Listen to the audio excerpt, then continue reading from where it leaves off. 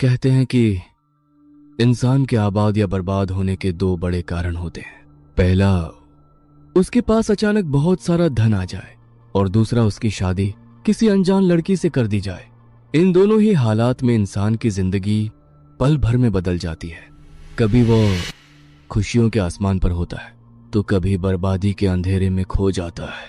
लेकिन इन सब के पीछे सिर्फ एक ही चीज काम करती है, वो है किस्मत।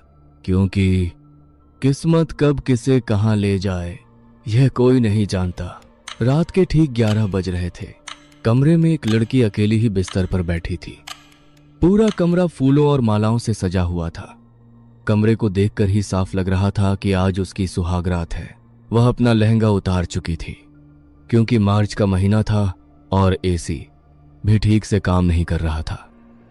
हल्की सी गर्मी के बावजूद उसके चेहरे पर एक अजीब सी चमक थी। उसकी खूबसूरती ऐसी लग रही थी मानो कोई अप्सरा धरती पर उतर आई हो।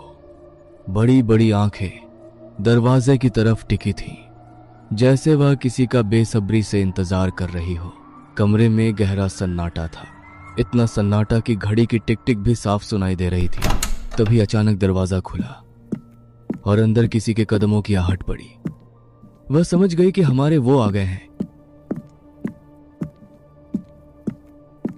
उसका चेहरा देखकर ही ऐसा लग रहा था मानो उसे दुनिया की सारी खुशियां मिल गई हों। उसकी आंखों में चमक थी और होंठों पर एक प्यारी सी मुस्कान ठहर गई थी।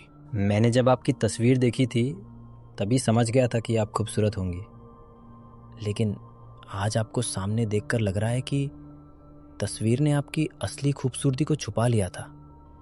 आप तो उससे भी कहीं ज्यादा सुंदर हैं, बिल्कुल एक परी की तरह।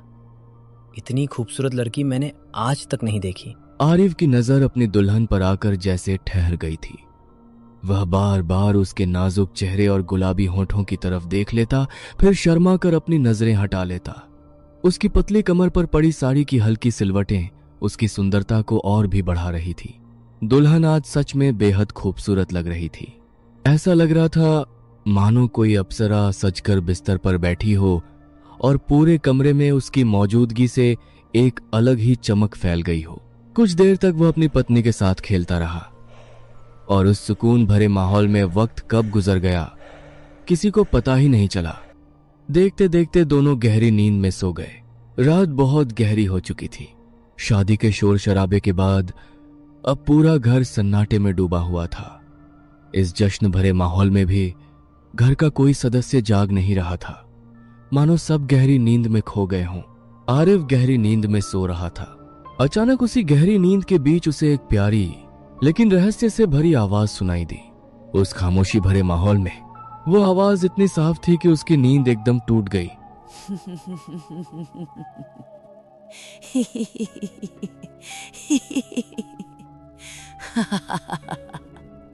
हंसी की वो आवाज सुनकर वह डर के मारे झट से उठकर बैठ गया। उसकी सांसें तेज चल रही थीं और दिल जोर जोर से धड़क रहा था। तभी उसका ध्यान मोहिनी की तरफ गया। वह घबराकर तुरंत उसकी ओर देखने लगा, लेकिन जैसे ही उसने बिस्तर के उस हिस्से पर नजर डाली वहां कोई नहीं था। कुछ देर तक उसे कुछ भी समझ में नहीं आया। वह घबराया हुआ इधर उधर देखने लगा और फिर बार बार धीमी आवाज में पुकारने लगा, मोहिनी, मोहिनी, कहाँ हो तुम? मोहिनी, जल्दी आओ। कहाँ चली गई? हाँ, बचाओ मुझे, छोड़ दो मुझे, अरे बचाओ मुझे। हाँ। मोहिनी की दर्द से भरी चीख सुनकर उसका दिल जोर जोर से धड़कने लगा। ऐसा लग रहा था मानो उसकी धड़कनों की आवाज पूरे कमरे में गूंज रही हो। अरे ये तो मोहिनी की आवाज है। उसे क्या हुआ? वो इतनी जोर से क्यों चिल्ला रही है? बाहर से आती उस डरावनी आवाज को सुनकर वह तुरंत कमरे से बाहर की ओर बढ़ गया। घर का कोना कोना छान मारने के बाद भी उसे मोहिनी कहीं दिखाई नहीं दी। हर कमरा खाली था, हर दरवाजा आधा खुला और हर जगह वही डरावना सन्नाटा पसरा हुआ था। आखिरकार थककर वह बालकनी के पास जाकर रुक गया। ठंडी हवा लगातार बह रही थी और अंधेरे में दूर तक कुछ भी साफ नजर नहीं आ रहा था। वह घबराकर खुद से ही बुदबुदाने लगा, मोहिनी आखिर जा कहाँ सकती है? अभी तो यहीं थी।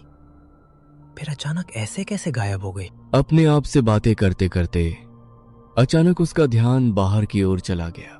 जैसे ही उसने सामने नजर उठाकर देखा, उसके होश उड़ गए।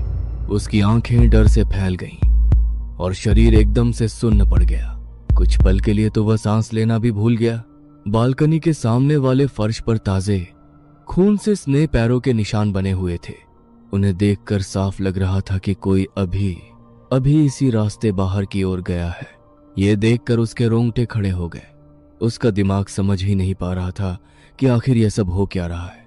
वह उन निशानों को घूर ही रहा था कि तभी एक बार फिर वही डरावनी हंसी गूंज उठी।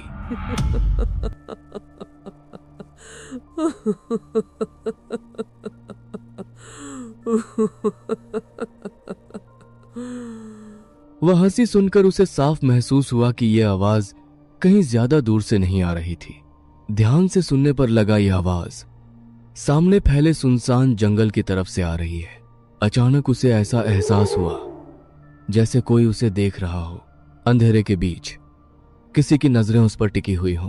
एक पल के लिए उसकी रीढ़ में ठंडक सी दौड़ गई, लेकिन वह स्वभाव से नास्तिक था। इन बातों पर यकीन करना उसके लिए आसान नहीं था। उसने खुद को समझाया और हिम्मत जुटाकर वो घर से बाहर निकला और वह धीरे धीरे उस जंगल की ओर बढ़ने लगा जहां से वह रहस्यमयी हंसी लगातार गूंज रही थी।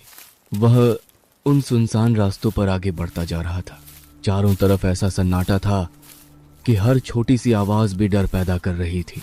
कभी दूर से कुत्तों के रोने की आवाज सुनाई देती, तो कभी भेड़ियों जैसी डरावनी चीखें रात की खामोशी को चीर जाती। थोड़ी दूर चलने के बाद अचानक उसकी नजर जमीन पर पड़ी। वहां फिर से पैरों के निशान दिखाई दे रहे थे, लेकिन इस बार निशानों के साथ साथ जमीन पर घिसटने के गहरे निशान बने हुए थे, मानो किसी को जबरदस्ती पकड़कर यहां से घसीटते हुए ले जाया गया हो। निशानों का पीछा करते करते वह एक पुरानी हवेली के सामने जा पहुंचा। हवेली इतनी डरावनी थी मानो सालों पहले यहां कोई खौफनाक हादसा हुआ हो, लेकिन आरिफ की आंखों में सिर्फ मोहिनी को बचाने की बेचैनी थी। डर के बावजूद वह आगे बढ़ता गया। जैसे ही वह सीढ़ियों के पास पहुंचा, उसकी सांस अटक गई। वहां मरे हुए जानवरों के कंकाल बिखरे पड़े थे। अपने मन को समझाकर वह सीधे हवेली के अंदर घुस गया। चारों तरफ मकड़ियों के जाले लटके हुए थे और ऐसा लग रहा था मानो सालों से वहां कोई आया ही न हो। हवा में सड़ांध सी फैली थी और उस डरावनी खामोशी ने पूरे माहौल को और भी भयानक बना दिया।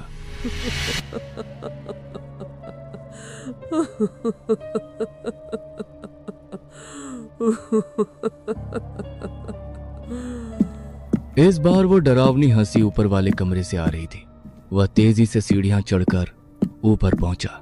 जैसे ही उसने सामने देखा, उसकी आंखें डर से फैल गईं। उसे अपनी आंखों पर भरोसा नहीं हो रहा था। सामने उसकी पत्नी मोहिनी थी, जो छत से बंधी रस्सी पर लटकी हुई थी। उसके शरीर से खून टपक रहा था और यह साफ दिखाई दे रहा था कि किसी ने उसे बेरहमी से मारकर फंदे पर टांग दिया था। आरिफ कुछ कर पाता उससे पहले ही फिर वही डरावनी हंसी गूंज उठी। इस बार आवाज उसके ठीक पीछे से आ रही थी।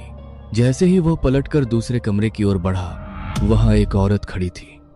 कौन हो तुम? वह लड़की जैसे ही पलटी, आरिफ के पैरों तले जमीन खिसक गई। उसकी आंखें डर से फैल गई